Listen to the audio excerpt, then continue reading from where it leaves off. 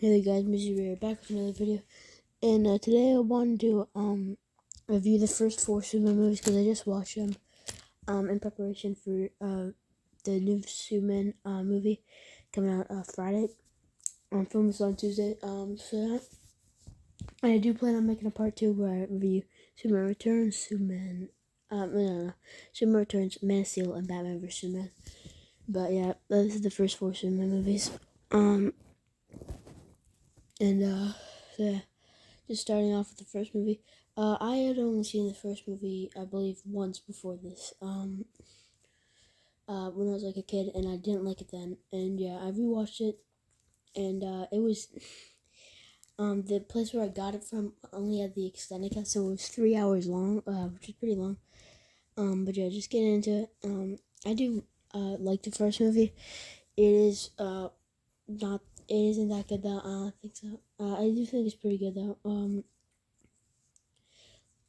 First off, I watched the extended cut, so maybe the original version better. But this was 3 hours long, and it is long. It takes like a long time. Like first off, the first hour of this movie could essentially be cut out. And mind you, maybe the theatrical version is better. It probably is because it's shorter. But this is the one I've seen, and this is yeah, because this is the only one I could watch. So yeah, it was really long. Like the first hour of this movie, I know you wanted to explain Superman's origin and set up for the sequel, Zod, and how all the Smallville stuff and Pa Kent dying. That makes sense, but like you could have it be much shorter. You could have that done in like 10 to 20 minutes, right? Like you spend 20 minutes on Krypton, 6 minutes for the opening credits, 20 minutes on Krypton, and then another like 40 minutes just in Smallville, him as a teenager, all that stuff. It's kind of weird, and yeah, it's like it kind of just like it feels like an hour-long prologue to the movie, and then okay, with that out of the way, I think that the next 2 hours are actually much better than the first hour. Like it's the stuff you more so expect from a Superman movie, him as Superman. Because it takes an hour for him to go to the Fortress of Solitude. Remember Superman, him going to the Fortress of Solitude, Lex Luthor, Daily Planet, Lois Lane, Jimmy Olsen, Perry White, all that stuff. And I do really like that side of the movie, but the first side is just, yeah. I mean, you could skip that and really not much changes. Also,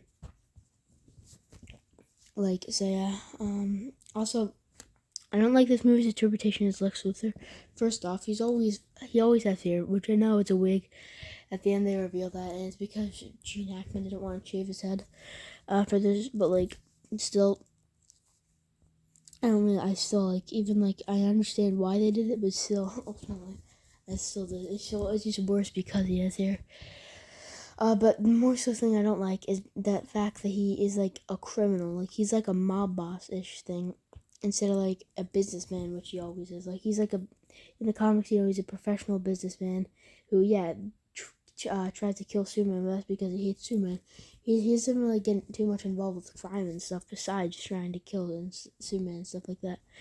But in this movie, it's just he's just a crime boss. He's like a crime boss. Even though I do like Otis a lot, and I even do like Eve Tessmacher. They're both coming back for the new movie, which is pretty cool. Because they were created for this movie. But I like Otis. I think it was pretty funny.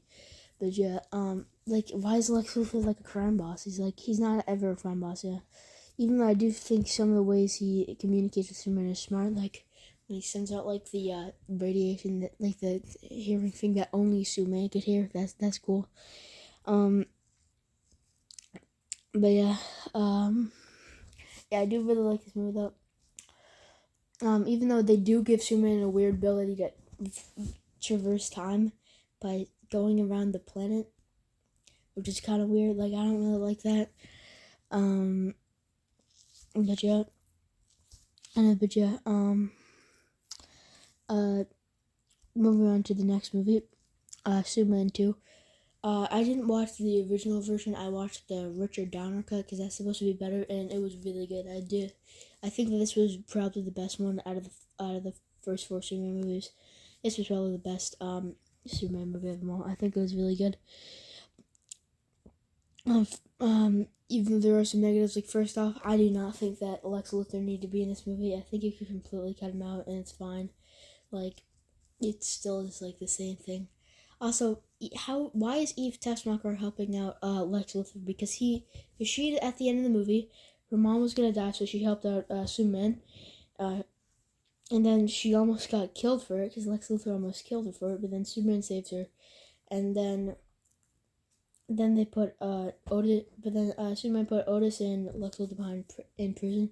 So yeah, so I don't get why now she suddenly just decided to help him again. It's weird, whatever. But yeah, other than that, I think it's a really good movie. Like, I do like Zod, even though I don't like their outfits. Like, their costumes are just awful. Like, awful. Like, just really bad. They look nothing like the comics. They look like bathrobes. They're all. I just hate the Kryptonians and Zod's costumes. But yeah, I do like the relationship with Clark and Lois here because I think it develops good. It develops really good in this movie. So yeah, and even like Clark losing his powers, even though I think he could have lost his powers for like just a little bit longer, but I do like him, getting beat up at the diner, him having to walk in the cold back to the Fortress of Solitude trying to hitchhike. But yeah, even if it's weird that he could wipe somebody's memory with a kiss, like that's just a weird ability. And then he also traverses this entire movie, which shouldn't have happened. I think this movie still should have happened. I think him reversing this entire movie with a time thing is just stupid. So, but yeah, I do really like a lot of this movie. But yeah, but like the ending here with him killing Zod gets me angry because he killed Zod and he didn't need to kill Zod. Okay, Superman, it's a thing that Superman doesn't kill. It's not as big as Batman's no killing rule, but still Superman doesn't kill, and he kills Zod in this movie. Which is the 70s. It's like before that was really cemented in. Like same thing with like Batman '89 doesn't kill. In Batman '89 he kills and stuff.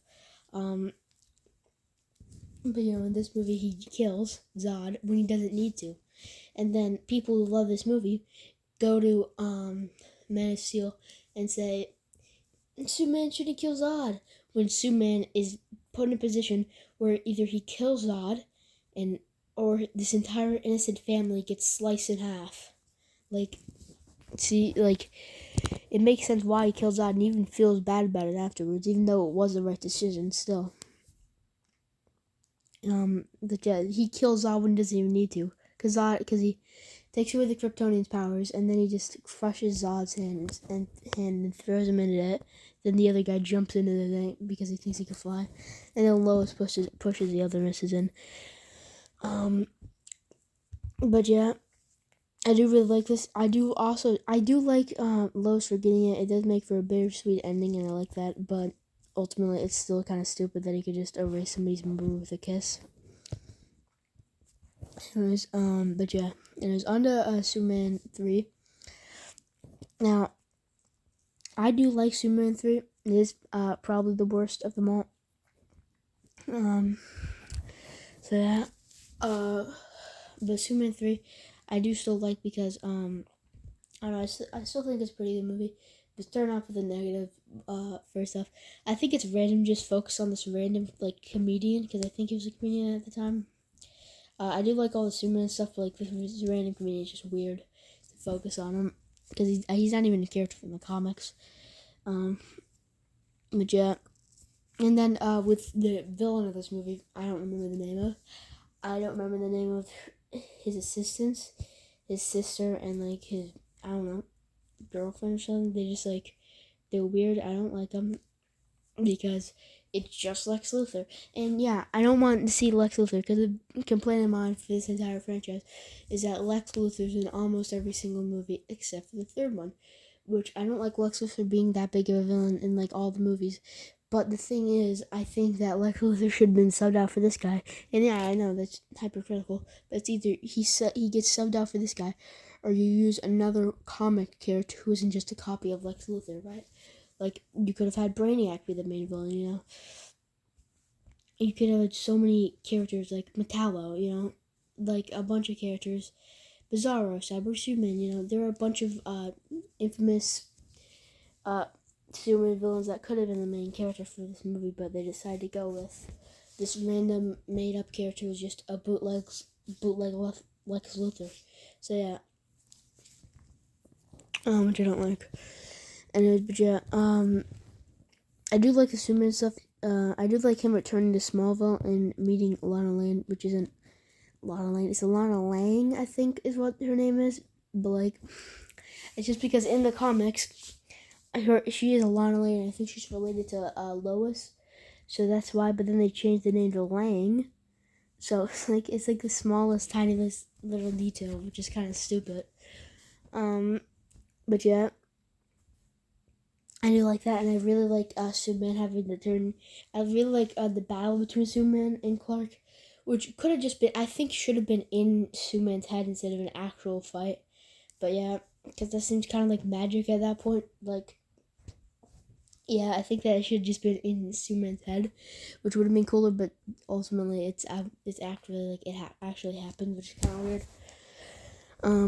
But yeah, even though some of the stuff that evil Superman does, he's just like kind of like a troll. He just turns into a troll. He puts the Leaning Tower of Pisa back in place.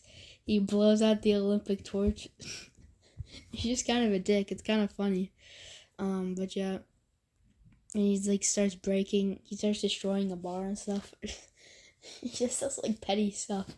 He's like just like a troll. But yeah, I do like him battling himself and stuff. That was pretty cool.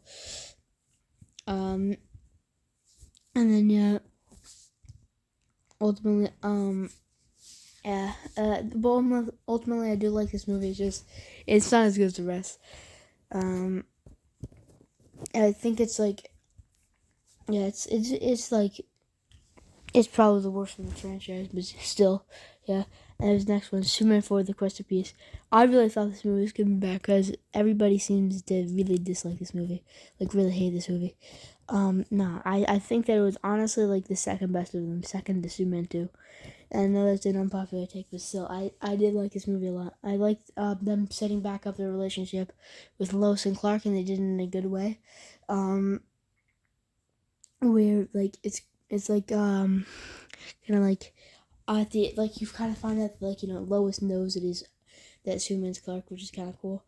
But yeah, even then, like, the effects in this movie are awful. I'll just get out of the way. The effects in this movie are really bad. Like the effects of like the green screens were like awful, like horrible. Like the rest of the movies had better green screens. And yeah, I know like I do like I don't mind him like putting all the nukes in space, even though it is a war crime and stuff. But I do like the stuff with Lois and Clark. That's like probably the best part of this movie. The Nuclear Man isn't an awful villain.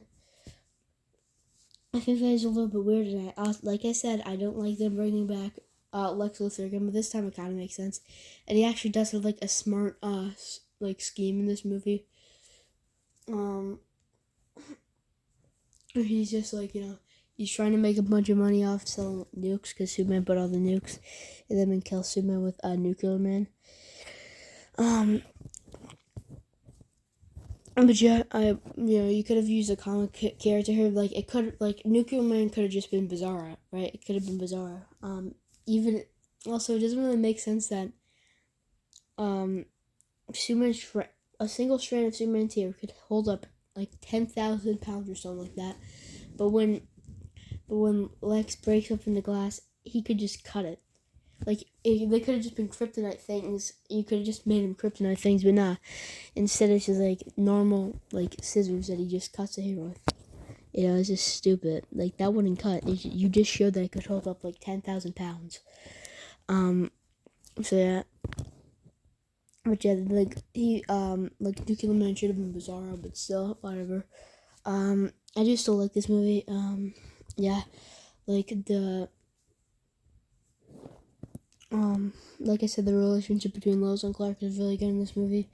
I do like them bringing the relationship back, even though it did come to a natural and really good and bittersweet end at the end of Superman 2. But yeah, like I said, I really like this movie, and but yeah, and yeah. So make sure to there will be a part 2 with Superman Returns, Man of Steel, and Batman vs Superman. And make sure to like and subscribe. And I'll see you in the next video. Bye.